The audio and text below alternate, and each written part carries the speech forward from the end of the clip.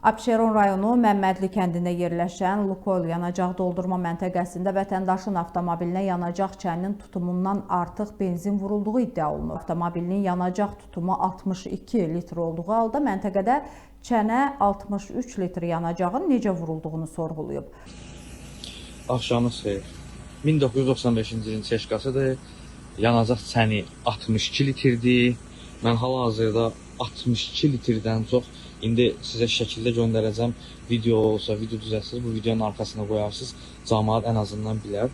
Faktdır ki, Abşeron Məhəmməddədəki Lukoildən 69 manatlıq mən ödəniş eləmişəm. 62 litrdən yuxarı 63 litrə qədər mənə benzin vurub. Hələ mən işçiyə deyirəm ki, mənim yanacaq çənim 62 litrdir. Mən necə olur ki 63 litr vurmuşam mənə? Yəni mən borc benzin alıb gəlmişəm bura.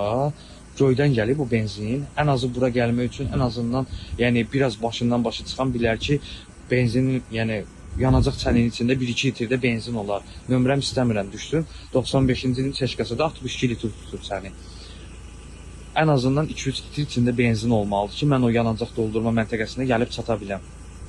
Ondan da əlavə 2-3 litrin üstünə də 63 litr gələndə nə oldu? 66 litr oldu mənim yanacaq çənim. Lukoil Azərbaycan Qapalı Səhmdar Cəmiyyətinin dövlət qurumları ilə iş üzrə meneceri Rahil Ağayev məsələnin araşdırıldığını bildirib. Hazırda sözügedən yanacaq doldurma məntəqəsinin rəhbəri məsələ ilə məşğuldur, araşdırma aparır.